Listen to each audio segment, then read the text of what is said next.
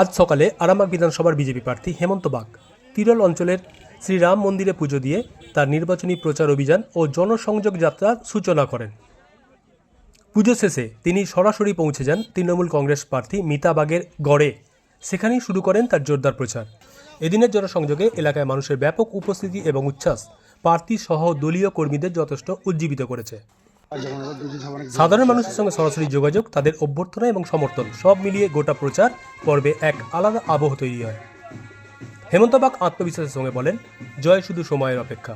আরামবাগ বিধানসভা এই প্রথমবারের মতো একজন তরুণ বিধায়ক পেতে চলেছে। দেখুন বিস্তারিত। বাংলা লাইভ, বাংলার খবর, বাঙালির খবর।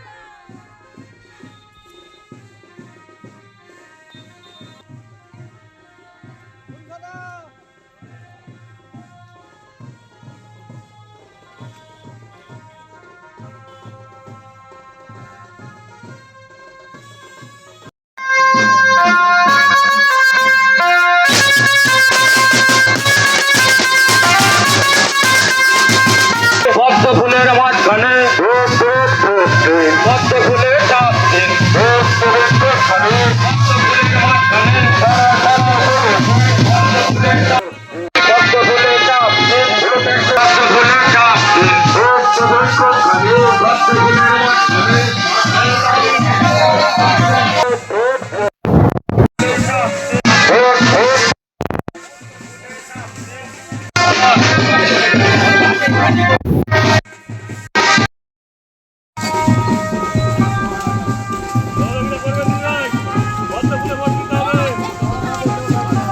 জনসংযোগ এখন আমরা করছি।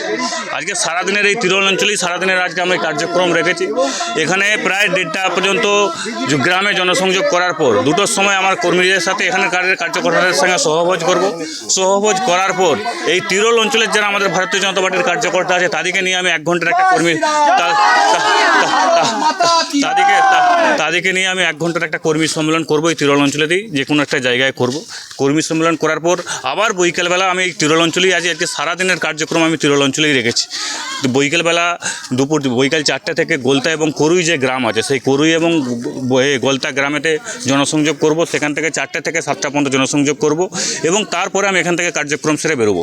একটা জিনিস আপনারা ফলো করছেন কি, যে এই অঞ্চলে তৃণমূল কংগ্রেসের যিনি প্রার্থী মিতাদির বাড়ি এই অঞ্চলে, কিন্তু এই অঞ্চলে কার্যকর্তাদের মধ্যে এত উৎসাহ, কয়েকশো কার্যকর্তা এই গ্রাম থেকে, শুধুমাত্র তিরল এবং গ্রাম থেকে প্রায় 300 থেকে 400 কার্যকর্তা আমার সাথে এই কার্যক্রমে আছে, নির্বাচনী প্রচারে আছে।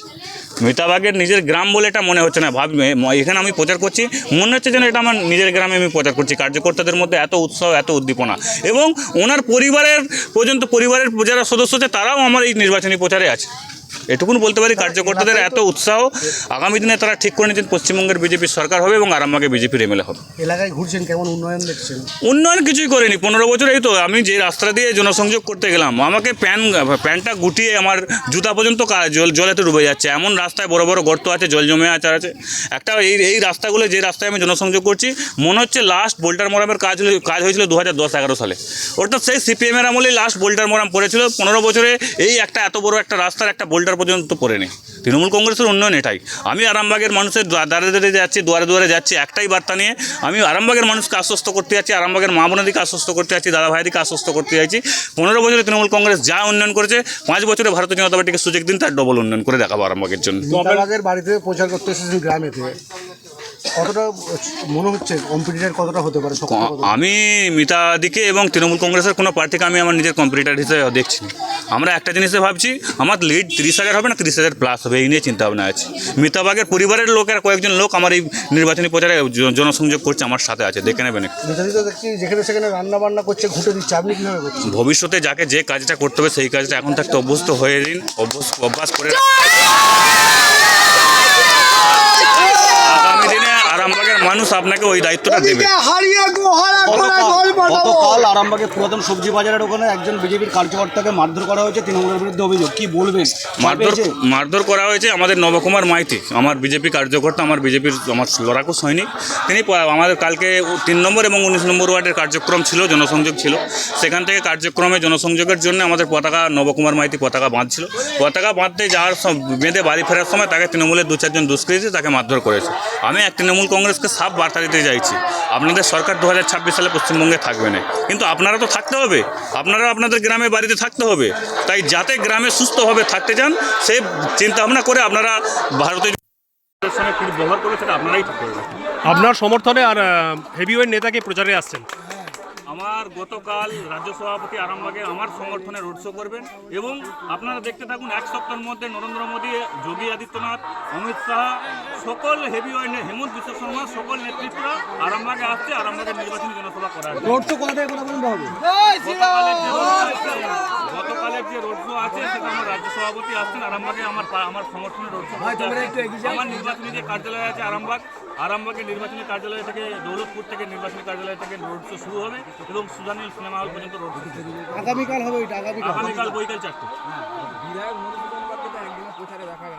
মধুদার শারীরিকভাবে একটু অসুস্থ আছে, উনি শারীরিকভাবে ঠিক হয়ে গেলে আমার সাথে প্রচারে থাকবে। আমার সাথে সাক্ষাৎ হয়েছে, সৌজন্য সাক্ষাৎ আমার বাড়িতেও এসেছিল, আমি ওনার বাড়িতে গেছি, সাক্ষাৎ হয়েছে, কথাবার্তা হয়েছে, সব ঠিক। কিন্তু উনি প্রেস করছেন, তারপরে তো আপনার প্রচারে আসছেন না।